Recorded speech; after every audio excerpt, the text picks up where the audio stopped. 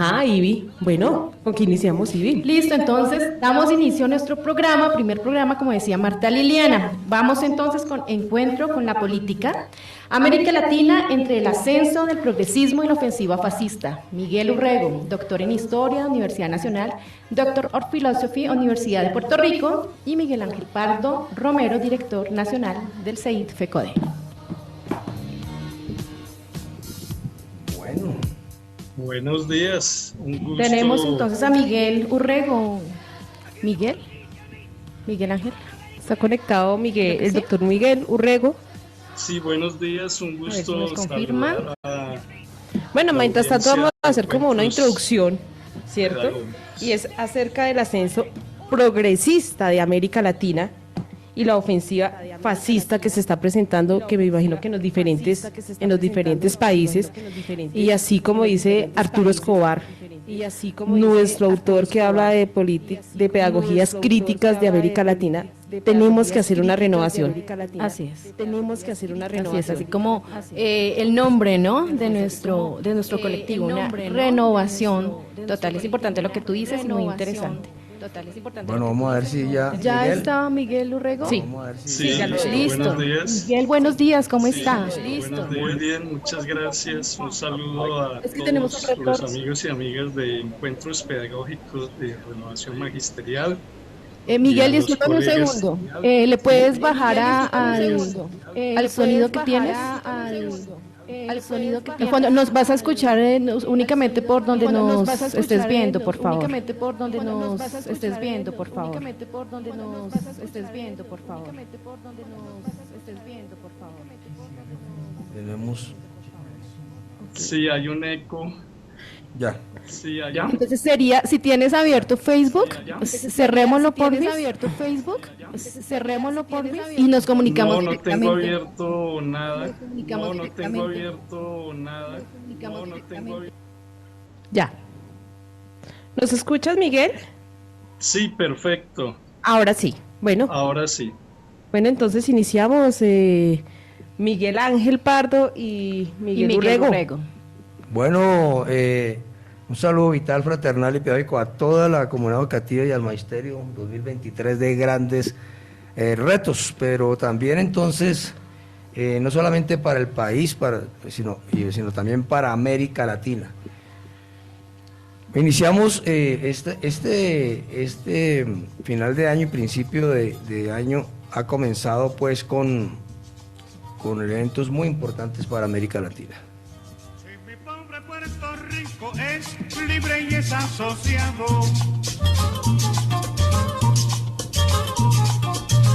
si mi pobre Puerto Rico es libre y es asociado,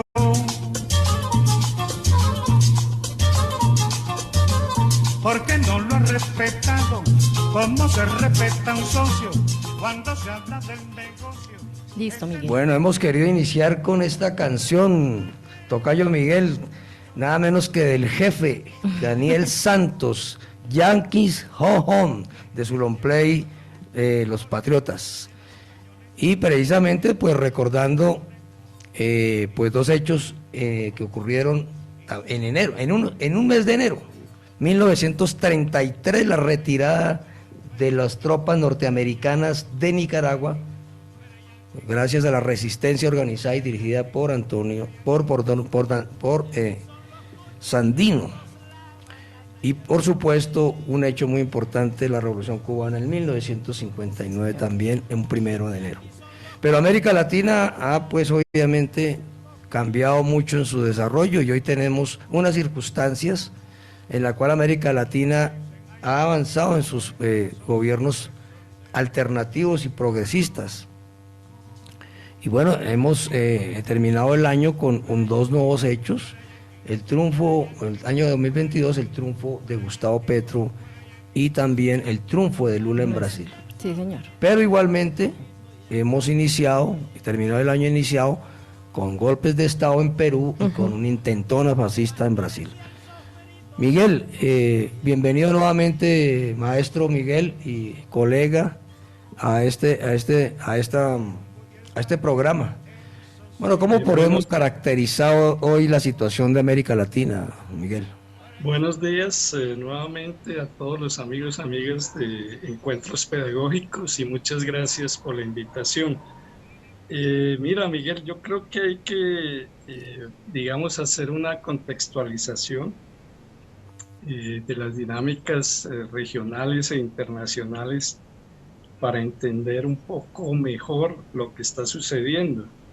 Yo diría que hay al menos tres puntos que son importantes comentar.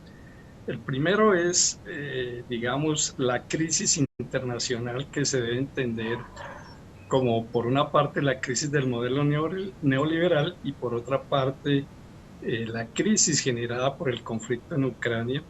Un segundo elemento son los cambios de la política exterior estadounidense, esas dinámicas que se han venido alterando debido a este contexto internacional. Y el tercero sí sería entrar a detallar como las contradicciones, las complejidades en las cuales se desarrolla el avance del progresismo en América Latina. Bueno, yo creo que empecemos entonces a dejar por lo menos los aspectos centrales de cada uno de los ítems que has planteado sobre la caracterización mundial y por supuesto que tiene un impacto en América Latina y obviamente en el gobierno alternativo que por primera vez hay, digo yo, desde 1885 en Colombia.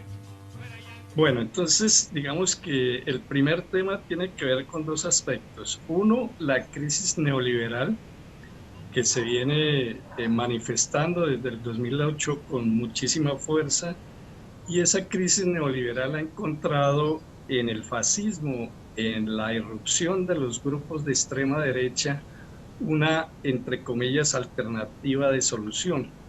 Entonces, el primer elemento que hay que entender es que hay una dinámica internacional para tratar de resolver la crisis neoliberal vía el fascismo.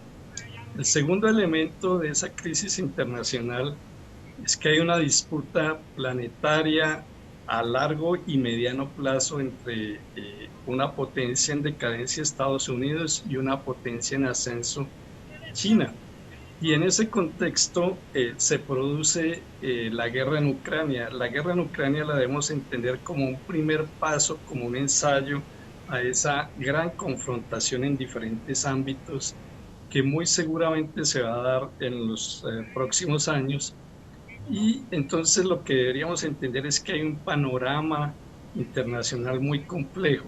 Eso ha obligado, por ejemplo, en particular a Estados Unidos a comienzos del año pasado a retroceder en sus ofensivas, especialmente en América Latina, y por eso podemos ver que, digamos, dio un margen de movilidad a los movimientos progresistas latinoamericanos. Por ejemplo, en Venezuela permitió un nuevo diálogo con Venezuela y una reactivación de la economía venezolana. Entonces, ese sería el primer elemento, Miguel.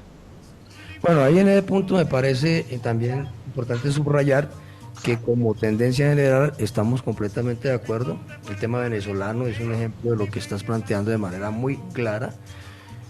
Y también, pero por supuesto, en el caso de Colombia, tendría que anotarse que esa distracción que tiene, entre comillas, por decirlo de alguna manera, en los Estados Unidos por sus intereses estratégicos mundiales frente a Colombia, pues si bien ha permitido un margen de acción al gobierno alternativo, lo cierto es que el gobierno alternativo en Colombia también es producto de esa gran movilización social que precisamente logra coronarse y que por primera vez logramos hacer un asunto que no se ha hecho antes, que la movilización social se ponga en coherencia con la votación en las urnas por parte del movimiento obrero y por parte del movimiento social. Me parece un hecho también para resaltar que por supuesto no contradice lo que has planteado.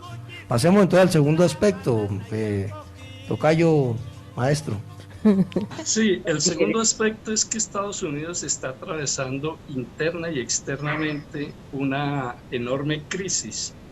Internamente por la confrontación entre dos modelos económicos y políticos, el republicano trumpiano y el modelo de Biden de la vieja guardia neoliberal, y en esa confrontación ha tenido un contexto desfavorable que la ha obligado a retroceder momentáneamente. pero así como ha retrocedido, ha dado dos pasos adelante. Es decir, esto no es una dinámica Lineal. quieta, permanente, sino que fluye. Y si dio un paso atrás con Venezuela, dio dos pasos adelante con Perú, Ajá.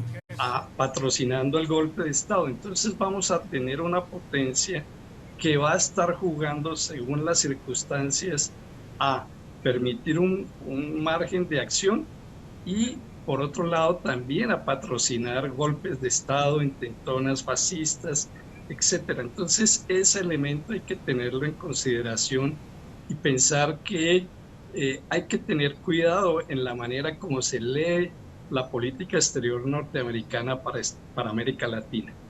Me parece que este es un subrayado fundamental, porque la actitud no solamente en Perú, sino la que tuvo Estados Unidos en Bolivia, que fue prácticamente, que si no es por la cordura y la sensatez de Evo Morales y el movimiento social en Bolivia, hubiera conducido a Bolivia en una guerra civil. Es decir, la posición de impulsar una movilización social pacífica y enorme que se trabajara en las urnas para recuperar el gobierno, es una posición que denota el carácter precisamente democrático del movimiento en Bolivia, y en ese orden de ideas también pone y devela el carácter fascista, principalmente que se anida en la OEA con el mal, el desprestigiado señor Almagro.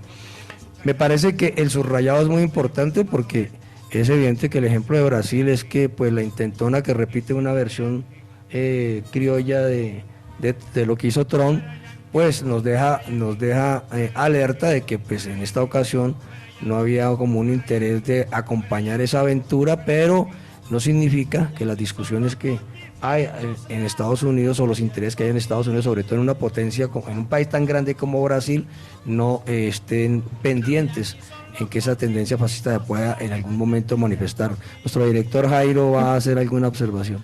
Sí, Miguel y Miguel, buenos días. Hola, Miguel. Jairo. Nosotros, Director. Señor director. Para que pueda entrar al conversatorio. Gracias. No, escuchándolo a los dos, pues ahorita vimos nosotros la intentona, digamos, con la fuerza, con las armas y todo, pero no hay que olvidar que, por ejemplo, en el caso de Brasil y también en Argentina, el intento del golpe de Estado también estuvo del lado de la jurisprudencia, ¿no? De los altos, de las altas cortes.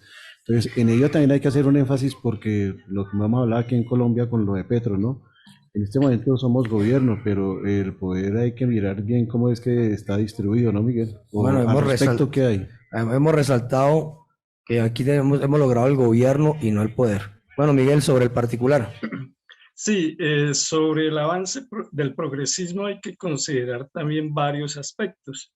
Uno es que indudablemente un momento de auge del movimiento social y popular que hizo posible el triunfo en diferentes naciones del progresismo. Pero lo que hay que resaltar es que, como lo acaban de señalar, ese triunfo no fue, digamos, con una tendencia mayoritaria en las diferentes instancias del poder. Ni en el Congreso o en los poderes regionales, por ejemplo, en Brasil, Bolsonaro mantiene una presencia muy fuerte, muy significativa a nivel, por ejemplo, del Senado, a nivel, por ejemplo, de las gobernaciones, a nivel del control de ciertas ciudades como Sao Paulo, Minas Gerais, Río de Janeiro. Tiene muchísima fuerza y eso mismo se observa, por ejemplo, en Perú, donde las fuerzas de Fujimori tienen una notable presencia en el Congreso y también a nivel regional, y lo mismo en Colombia. Entonces, el primer rasgo que habría que resaltar es que el progresismo triunfa, pero no tiene una capacidad evidente de realizar las reformas que inicialmente se planteó, sino que tiene que estar sometida al juego permanente de la conspiración del fascismo. Eso hay que resaltarlo, me parece, como segundo aspecto. El fascismo jamás va a permitir, jamás se va a permitir renunciar a la opción de fuerza. Y eso lo hemos visto en Bolivia, en Perú, en Brasil y también en Colombia, donde, como anotaba Jairo, se conspira permanentemente desde el Congreso, desde la prensa, desde las acciones del paramilitarismo, etcétera. Entonces lo que habría que señalar es que las fuerzas de extrema derecha, así acepten participar en negociaciones y en diálogo, no renuncian a la acción de fuerza. Hay que desarrollar unas alternativas que posiblemente alcancemos a dialogar de lucha contra el fascismo. En este punto me parece clave que ahí es en ese contexto donde se comprende el tema de la necesidad, pues de la táctica del actual gobierno aquí en Colombia de impulsar un acuerdo nacional. Es decir, se trata en todo caso de impulsar una serie de reformas democráticas que serán mucho más fáciles si sectores tradicionales se avienen a ella y se pueda deslindar un campo contra el neoliberalismo extremo, por decirlo de alguna manera. Y ese es un punto clave. Y me parece, en ese orden de ideas, un acierto clave impulsar la ley de paz total, precisamente de entrada, es decir, de entrada como una de las iniciativas en los primeros 100 días del gobierno nacional, pues para poder ir deslindando muy claramente los sectores que están a favor de la guerra y en contrario de mantener el conflicto interno, y de mantener el conflicto interno de manera permanente. Es evidente que en este punto hay un pulso bastante claro en tratar de deslindar sectores, si bien del establecimiento, pero unos que sean, definitivamente van a tomar hacia el fascismo o no al fascismo en este proceso, en el caso de Colombia, que es una de las diferencias que tenemos con el resto de América Latina, que ha sido producto de un neoliberalismo extremo, pero de los que mantiene un conflicto interno permanente de alto nivel y que es una variante que los gringos deben tener en cuenta, es el tema si finalmente el país silencia las fusiles o no los silencia, que es una aspiración que hemos impulsado desde hace más de medio siglo, especialmente quienes hablamos acá y el Partido del Trabajo de Colombia, que eso ha sido muy claro en buscar que las contradicciones de carácter ideológico y académico y político no se resuelvan sobre la base de la desaparición del contradictor, que ha sido una tragedia para la sociedad durante el último trayecto. Sí, Miguel y Miguel Urrego. Bueno, un placer tener aquí a Jairo. Buenos días, nuevamente. ¿Nos estás despidiendo, me parece? No. Ah. Quería hacer una intervención, si me regalan de pronto un minutico. Bueno, qué placer tener aquí y tenerlo de doctor Miguel Urrego. Pues es un panorama que todos debemos conocer, ¿cierto? Porque nos tenemos que contextualizar con lo que está sucediendo. Y me parece que en la parte educativa es muy importante trabajar esto, hacerlo llamado a todos los docentes, ¿cierto? Que hablemos de esto, de lo que está sucediendo con nuestros estudiantes. Lo estamos viendo ahorita también en las universidades, que se está hablando de la crisis, de todo el dominio que ha tenido el gobierno, el neoliberalismo con un pensamiento occidental, y lo vemos también en nuestros currículos. O sea, el modelo neoliberal ha influenciado tanto que ahorita la autonomía se está empezando a ver con esas pedagogías críticas de desmontar este modelo neoliberal y hacerlo más contextualizado a nivel de América Latina.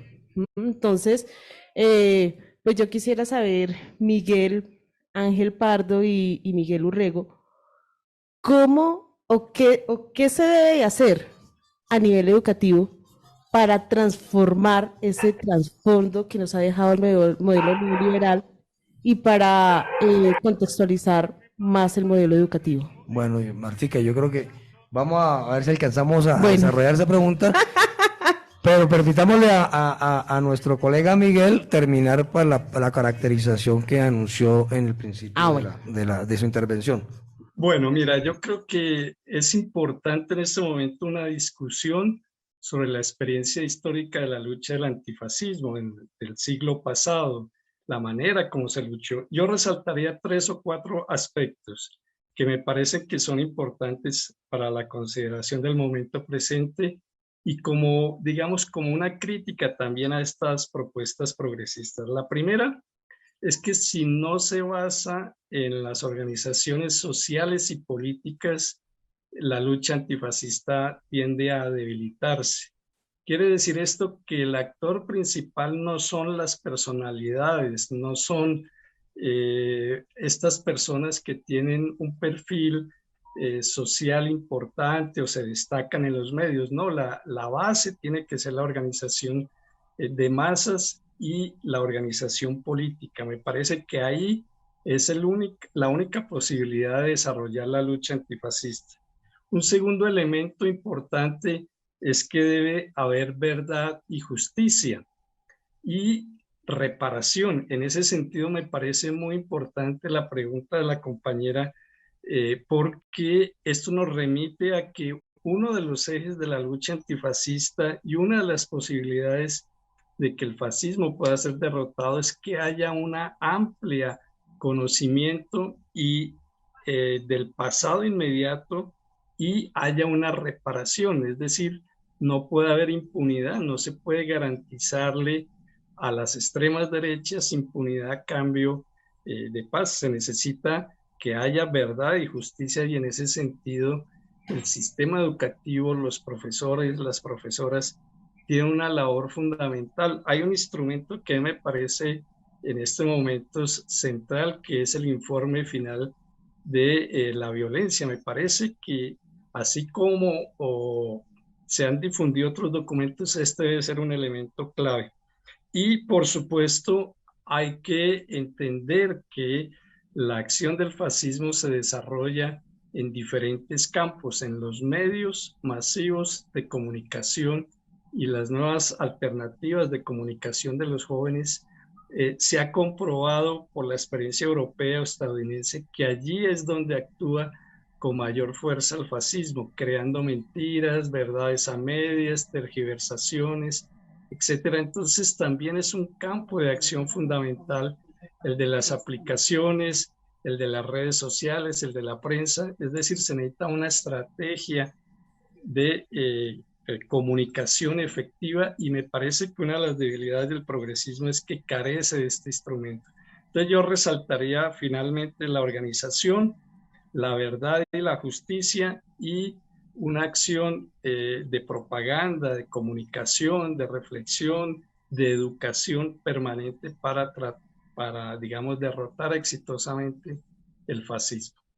Coincidimos en ese punto y en esa materia precisamente en el entendido que lo que has alcanzado es el gobierno y no el poder, la manera de equilibrar esa desventaja tan grande y enorme es manteniendo una movilización social permanente, pacífica, enorme, permanente, que es lo que, entre otras cosas, hemos planteado y que la Asamblea General de FEDECO del pasado mes de noviembre y diciembre ha decidido, es decir, desde su independencia como organización social, señala que no es neutral frente a la acechanza de la derecha y el saboteo de la derecha, e impulsará e intensificará la movilización social para poder materializar las reformas democráticas que se están impulsando desde el gobierno alternativo. Es coincidente con un problema de personalidades y este también es un llamado también fraternal a que no pueden haber agendas individuales, menos en la bancada del pacto histórico y en la dirección del pacto histórico, que se compone de una serie de movimientos y partidos, algunos con personería jurídica, otros sin personería jurídica, pero que construimos en la construcción de este proceso y que requerimos que haya coherencia y unidad de mando. Y esa unidad, por supuesto, no puede ser sobre la base de desconocer ni el colectivo ni la democracia y menos de resaltar las individualidades. Y un colorario para que aquí se pueda señalar, y es por eso aquí hay que explicar lo de la movilización social, pero también la comprensión de que frente a ese panorama tan difícil a nivel internacional, este fascismo internacional, hay que tener mucho cuidado en las medidas y por eso es un acierto la decisión de una negociación sobre la compra de 3 millones de hectáreas por parte del gobierno, porque algunos reclaman que por qué no hemos expropiado 3 millones de hectáreas, eso nos pondría en el filo de una guerra civil. Entonces, compañero y colega Miguel, muchas gracias y un abrazo y seguiremos conversando sobre este tema. Miguel, bueno, muchísimas gracias. Hay muchos temas por abordar para que vuelva aquí al programa. Sí, muchas gracias. Sí, queda mucho que discutir. Miguel Pardo y Miguel Urrego, muchas gracias por contextualizarlos. Por estar acá.